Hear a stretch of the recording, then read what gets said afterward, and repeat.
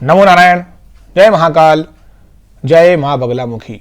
जो भी इंसान पूजा, साधना, अर्चना, नाम जाप करता है, काफी समय देता है अपने अध्यात्म मार्ग में, ऐसा इंसान उस करोड़ों की भीड़ में सबसे अलग होता है, ईश्वर का खास होता है। और ऐसे इंसान को जिंदगी में सफलता तो मिलती ही है, इसके साथ साथ उसके इस जन्म के अच्छे कर्मों की वजह से वो पिछले जन्म के सारे कर्मों को मिटा देता है और इसी के साथ एक नए भविष्य की ओर अग्रसर होता है और उसके जो भविष्य होता है वो उसे स्वर्ग की ओर ले जाता है। ऐसा इंसान कभी नरक का पात्र नहीं होता है। जो भी इंसान निरंतर पूजा पाठ अर्चना करता है उसे ये 8 संकेत देखने को मिलते हैं। ऐसे इंसान को जिंदगी में सब कुछ मिलता है जिससे वो तरक्की करता है। तो ये 8 संकेत अगर आपको भी मिल रहे हैं, 8 चीजें आपको प्राप्त हो रही है, तो ये मान के चलिए कि आपकी पूजा पाठ एक सही दिशा में है। पॉसिबिलिटी है, संभव हो कि आपको आगे जाके सवारी मिल जाए। सवारी का मतलब होता है भगवान उस शरीर को धारण करते हैं, अच्छे कर्म के लिए भी धारण करते हैं, जैसे आप दूसरों का उपकार कर सकें और दूसरों की चीज़ों को सही कर सकें, इसे सवारी मिलना कहते हैं। मैं एक एक करके आपको ये 8 पॉइंट गिनाता हूं। अगर आपको भी मिल रहे हैं तो आप समझ लीजिए कि दिव्य शक्तियां आपसे खुश हैं और चमत्कारिक आपको फायदे मिल रहे हैं। ये फायदा जो चीज़ें हैं ये ईश्वर के जो सच्चे भक्त होते हैं उनको मिलता है। और ये संकेत जो मैं बताने जा रहा हूँ 8, ये आपको पूजा साधना जब आप बहुत ज़्यादा समय के लिए करेंगे, 10 मिनट, 15 मिनट, 20 मिनट, 1 घंटा, 2 घंटा, ज़्यादा जितना टाइम बिताएंगे तब ये चीज़ें महसूस होंगी आपको। सबसे पहला पॉइंट है पूजा करते समय झटके लगना। एक समय वो आएगा जब पूजा आप करेंगे, अर्चना करेंगे तो आपको झटके लगेंगे आपके शरीर में। कई बार आपके दिमाग में ये क्वेश्चन आया होगा कि मैं पूजा करता हूं, मुझे झटके क्यों लगते हैं। दूसरा पॉइंट है उबासी आना। ऐसे इंसान को बार बार जमुआई आएगी। ये कोई गलत चीज नहीं होती है। कभी कभी हमारे शरीर से निगेटिव एनर्जी भी बाहर आती है, निकल के हमारे शरीर से बुराइयां निकल के आती है, क्योंकि हम अपने शरीर को इस तरीके का आलसी बना चुके होते हैं। देर तक सोना, देर तक जगना, किसी की बात मत मानना, अपशब्द कहना, एक्सरसाइज योगा नहीं करना। आत्मा को भी जरूरत होती है प्राणायाम वगैरह की, वो भी आप नहीं करते हैं। भगवान का ध्यान नहीं करते हैं, बुरी चीजें देखते हैं, बुरी चीजें सुनते हैं। तो इस तरीके से शरीर आपका नकारात्मक ऊर्जा से घिर जाता है। तो ऐसे में जब आप ईश्वर की शरण में जाते हैं तो सबसे पहले जो काम होगा वो होगा शरीर का क्लीनिंग का प्रोसेस स्टार्ट होना। तो शरीर जब क्लीन होगा तो सबसे पहले आपको उबासी आएगी। तीसरा पॉइंट है रोंगटे खड़े हो जाना।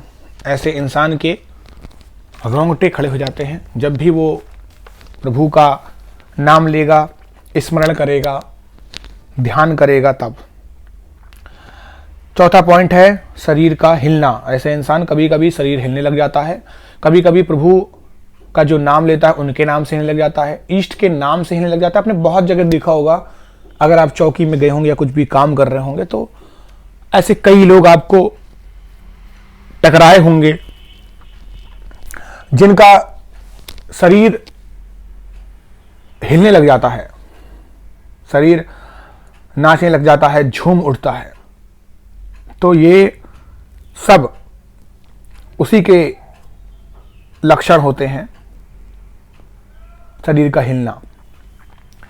कभी कभी किसी विशेष गाना जो होता है, संगीत होता है, उसमें भी शरीर झूम उठता है, नाच उठता है। अगला पॉइंट है आंखों के बीच में दर्द।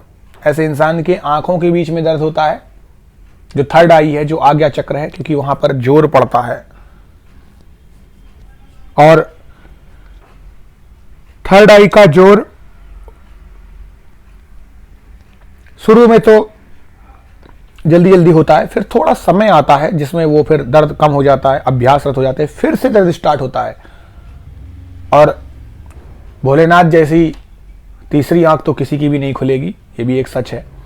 लेकिन जरूरी नहीं है कि तीसरी आंख खुल जाए तो ही आप चीज़ों को देखें। तीसरी आंख खुलने में सिर्फ प्रलय होती है, तो आंख बंद ही रहे वही अच्छा है। लेकिन आप ये कंफर्म है कि उस तीसरी आंख का मतलब होता है कि आपको सबसे अलग एक विशेष आंख दी गई है, जो आंख ये दर्शाती है कि आपको सब चीजें भांपने की शक्ति आपके अंदर है, सब चीजें आप पहचान लेंगे, जान लेंगे। अब आपका कोई भी बाल बांका नहीं कर सकता है, क्योंकि आपको सब पहले से ही दिख रहा है। 7वां पॉइंट है आंखों से आंसू आना। ऐसे इंसान के आंखों से आंसू आ जाते हैं, क्योंकि आंखों से आंसू उसी के आते हैं जो ईश्वर के प्रति सच्ची श्रद्धा रखता है, भक्ति रखता है। अब सच्ची श्रद्धा और भक्ति जब आप रखेंगे तो भाव भी आपके तगड़े होंगे और आंखों से आंसू भी आपके आएंगे, ये कंफर्म है। तो ऐसा संकेत पूजा पाठ, साधना, जाप करते समय मिलता है। अगला पॉइंट है नींद आना। नींद का मतलब ये नहीं है कि आपने गद्दा लगाया सो गए, ऐसा नहीं। आप जिस समय भी पूजा पाठ अर्चना कर रहे हैं, करते करते स्वतः जो माला आप जाप कर रहे हैं वो माला आपके हाथ से छूट जाए और आपको झटका लग जाए नींद के। ऐसा लगे कि मेरा शरीर शून्य हो चुका है, मैं कहीं खो गया, मैं कहीं चला गया। एकदम से फिर से आप उठे। अब आपको आत्मग्लानि भी हो रही है कि मैंने गलत कर दिया, मेरी भक्ति छूट गई, मेरी पूजा अर्चना टूट गई। ऐसा नहीं है, ये टूटी नहीं है। ये भी एक साधना का क्रम होता है, ये भी एक क्लीनिंग प्रोसेस है। जब आप बहुत सच्चे मन से ईश्वर का जाप करते हैं, ध्यान करते हैं, तो उस समय आपका शरीर शून्य हो जाता है। आप देखेंगे जो मेडिटेशन होता है, जो सही प्रकार से मेडिटेट करने का तरीका होता है, वो तरीका यही होता है कि कोई भी मंत्र का जाप नहीं करना है, कोई भी कुछ नहीं करना है, शरीर को ढीला छोड़ देना है, कान को बंद कर लेना है, कुछ नहीं सुनना है, शून्य में खो जाना है। और उस समय में आप गिर भी सकते हैं जहां पर बैठे। इसीलिए उस समय ऐसे आसन का प्रयोग करें जो आपको बचा ले, लेट से सोफा, कुर्सी, कुछ भी। तो ये जो सबसे होता है, ये सबसे उच्च लेवल का मेडिटेशन होता है।